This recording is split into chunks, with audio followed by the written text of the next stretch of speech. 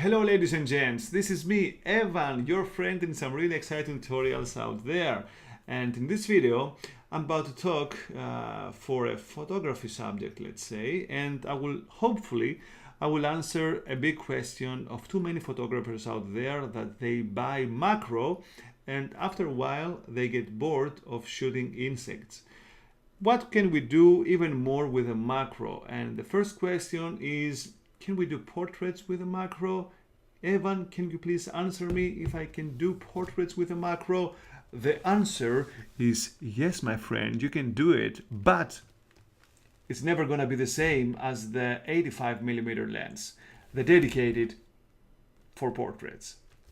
So in this comparison video, I shot 5 samples between those two puppies, 3 for this one and 2 for this one, and we will put them side by side in order to decide if we can live without a portrait, and of course using the macro as a portrait, or we really need to buy in the end the portrait lens. So let's just introduce my lenses for you. This is the Tamron 90mm lens, which is a great macro lens with image stabilization. The VC, as you can see here, it is a wonderful lens. It does great job one-to-one macro, but can it do actually portraits? Of course it can, but not with the quality that the portrait lens, the dedicated 85 portrait lens can do. So this is a Samyang lens. Let's say it is the entry level of the 85mm portrait lenses. It is a manual lens, Chinese lens. It's built like a tank. It is metal built, and it has a wonderful glass. Okay, really big glass. Actually, it is the biggest glass that I have in my collection for a lens. It is a prime lens, of course. And it does a great job. This lens costs 500 euro at least, and this lens costs at about 300 euro. Of course, you can find them used even with even lower price. So let's go back to the Lightroom to see the samples, see my model, and of course try to figure out finally which lens is good for us and if we can actually, avoid the expense of the 85mm. So I will go back to the Lightroom, and here you can see my model. Of course, this model, I usually bring him up only during daytime because, after the sunset, he looks a little bit creepy, and usually I lock him on in the basement. So, okay, it was a nice day today, and I brought him up in my office, let's say. He was looking outside the window, and boom, I took 5 shots of him with 2 different lenses. So now it's time to compare those two. Before I will just start showing you the photos, I have to explain to you why I did 5 photos and not only 2, let's say. Well, the first comparison is gonna be at about f8. Let's say a higher number of aperture, f8 for both 2 lenses, the portrait and the macro. I would like to see if there is any big difference between those two. Of course, the f8, it's not the proper aperture for portraits, but it is a starting point for us. After this f8, I will go to the maximum highest aperture for the macro. Well, this macro, it tells that it is an f2.8 macro, but actually it never goes over there. Actually, usually goes at about 3.3. I'm not going to explain to you why it does that right now because it's really complicated, but this would be my highest aperture, my widest, let's say, aperture for this lens. And of course I will use also the portrait lens at about at actually the same aperture at 3.3. And last, the 5th photo, it's gonna have only this puppy showing you the magic of 1.4 in order to decide actually which is gonna be your next portrait lens. So let's head back to the Lightroom and to my favorite but scary but creepy actually model, and this is my model outside the window. As you can see here, this shot was done with a 90mm Tamron lens at f8, and I will just select also the other lens. This is, as you can see, actually this is the lens.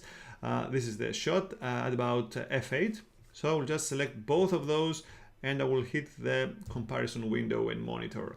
As you can see here, both of the shots were shot with different lens, 85, 90, f8, f8. From far away, we do not see any big difference, as you can see, my friends.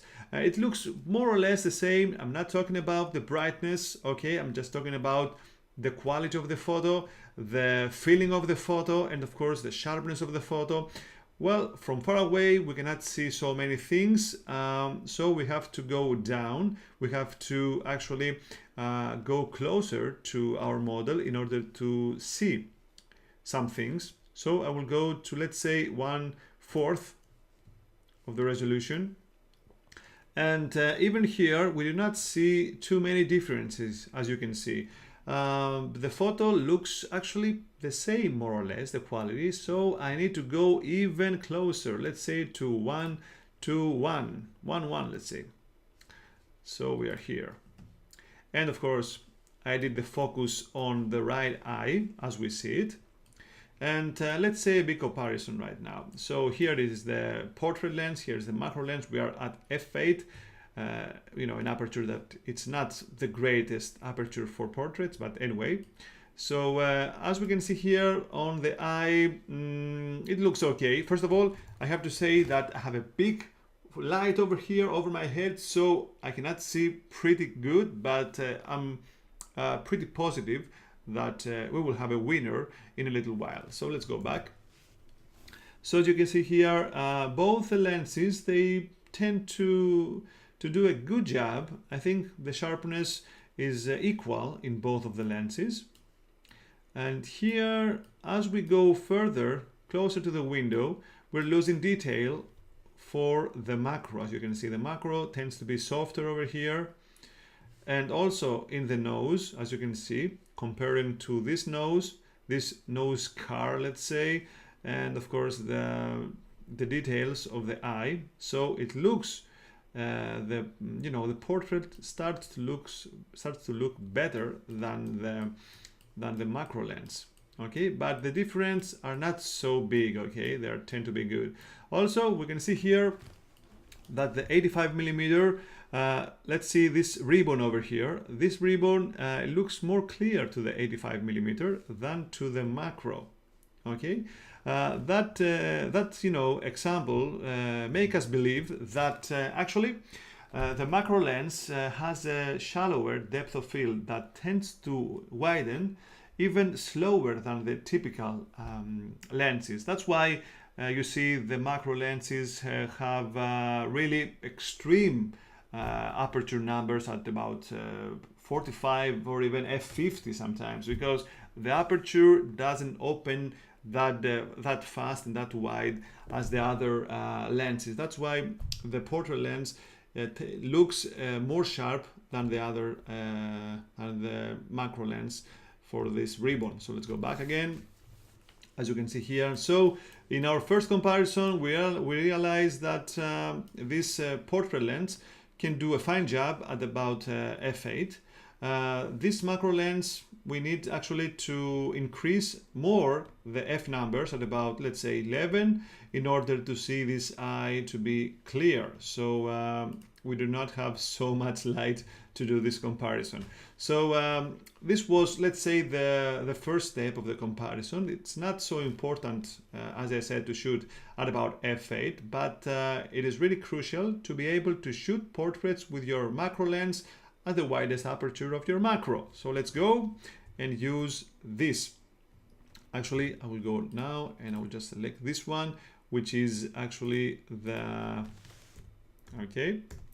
90mm lens, and of course this is the 85, okay, at about 3.3, and then I will just hit the monitor for comparison. So again, this is the portrait lens, the 85 at 3.3, and this is the macro at 3.3. And let's go closer in order to realize some things and see if there is a big difference. 1/4 again. And go away. Okay, and now as we can see, again, it doesn't look so crazy. Let's see the bokeh in the back. As you can see, the depth of field, actually the depth of field is really good for our model, and the background looks creamy. Actually, it looks, I think, better in the macro. I mean, it's more, blurry. Here I can see the window, I can see, more details, but here it looks better, surprisingly. And let's go even closer to see what is going on. Let's go to 1:1. And of course, close that and then go again to 1:1. So we'll start again from the eye. The eye looks amazing in both the photographs, really sharp, really good. Let's go to the window, towards the window. And of course, we can see that again, that the macro tends to be softer, but of course, we can see the same thing also with the portrait. Okay, so actually, this photo looks equal to me. Doesn't look so different. Looks good, really good. So we can see that at about 3.3, at the widest aperture of the macro lens, we can do great portraits, but we are limited in this aperture. So now I'm gonna show to you how it feels to be at 1.4. So I'll go back and I will just get away from this monitor, and I will just select this. And this, my friend, is the 1.4 view of the same subject. As you can see, there is no background over here. It's really melted. Also, the other subject in the back of the subject, they are actually also blurred. And just see the 3.3 maximum aperture, widest, let's say, aperture of the macro, and the widest aperture of the portrait. So this is the widest of the macro, and this is the widest of the portrait.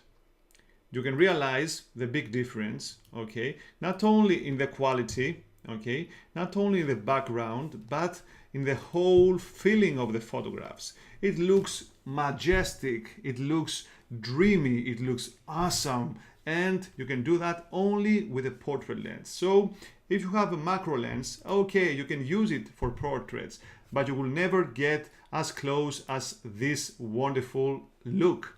And of course, as you can see, the quality is really nice, even in that entry level, let's say, lens as the Samyang.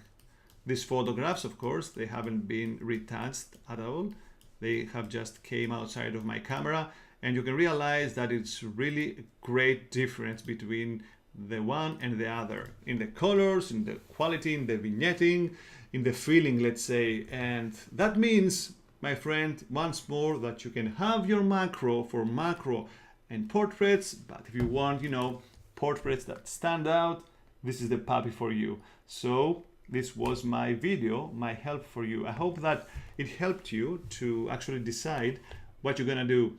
If you have a macro and don't have money, just keep the macro. You're gonna do a great job. But if you have extra money, just give it for this manual lens. Do not buy, the crazy monster of Nikon and Sigma and Tamron and Canon. I don't care. This lens does the job for you. It's a manual, but who cares?